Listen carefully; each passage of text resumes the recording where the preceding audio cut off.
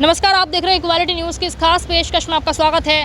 राजधानी दिल्ली से एक बड़ी खबर जिसने कानून व्यवस्था पे एक जोरदार तमाचा मारा। स्वाति मालीवाल के घर की तस्वीरें हम आपको दिखाएंगे, जिनके घर पे आज सोमवार की सुबह हमला हुआ। स्वाति मालीवाल जो डीसीडब्ल्यू की चेयरपर्सन है, घर के सामने ठीक ये लोकेशन थी जहाँ पे उनकी कार खड़ी हुई थी, जहाँ पर उनकी कार पे हमला होता है, हमलावर आता है और इस तरीके से हमला होता है कि उनके कार के जो शीशे थे वो पूरी तरीके से चकनाचूर हो जाते हैं।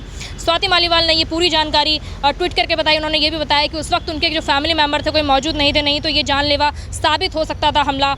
इसके अलावा इसकी जो ठोस वजह थी वो क्या थी ये अभी तक स्पष्ट नहीं है। उससे पहले 12 अक्टूबर को उन्होंने जानकारी दी। उन्होंने बताया कि लगातार पिछले कई दिनों से उनको रेप की धमकियां मिल रही हैं, जिसका जो शक था उन्होंने बॉलीवुड के फेमस डायरेक्टर साजिद खान पे जताया। उन्होंने बोला कि एक बार उन्होंने साजिद खान के बिग बॉस सीजन 16 में ना शामिल होने के लिए चिट्ठी लिखी थी, शायद इसीलिए उनको लगातार रेप की धमकियाँ मिल रही हैं। ये एक बड़ा प्रश्न बन गया है। सीएम अरविंद केजरीवाल ने भी इस पर चिंता जताई और एलजी साहब को एक कानून व्यवस्था पर गौर फरमाने के लिए रिक्वेस्ट की है।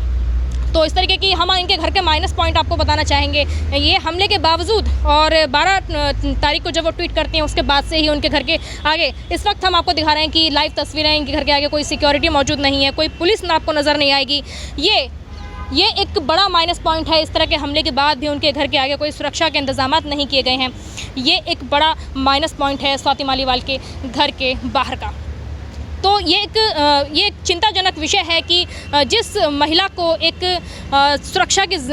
आम महिला की सुरक्षा की जिम्मेदारी दी गई हो, हर महिला की सुरक्षा की जिम्मेदारी दी गई हो, एक उस महिला की उसकी खुद के ऊपर उसको खुद को धमकियां मिलती हैं और उसके ऊपर खुद के ऊपर ऐसा हमला होता है, उसके घर के बाहर हमला होता है। ये एक बड़ा प्रश्न बन गया है। और वैसे ही राजधानी दिल्ली को एनसीआरबी की जो रिपोर्ट है वो कहती है कि राजधानी दिल्ली पिछले कई दिनों से महिलाओं के साथ जो हो रहे अपराध हैं उनमें आगे नज़र आ रही है।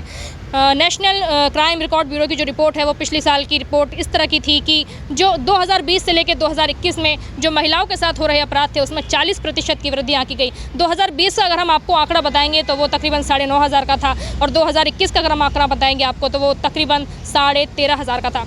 तो यहाँ पे 2020 और केवल एक साल के भीतर इसमें 40% की वृद्धि नज़र आती है। तो ये एक बड़ी चिंता है कि जिस महिला को, एक आम महिला की, हर महिला की सुरक्षा सुनिश्चित करने की जिम्मेदारी दी गई हो, आज वो खुद महिला उस खतरे से दूर नहीं है और वो एक महिला खुद आज वो उस खतरे में घिरी हुई है। तो फिर एक आम महिला की सुरक्षा किस तरह से सुनिश्चित की जाएगी। आज के लिए इतना ही। बने रहिए लगातार इक्वालिटी न्यूज़ पर शिवानी के साथ, कैमरा पर्सन आशीष के साथ।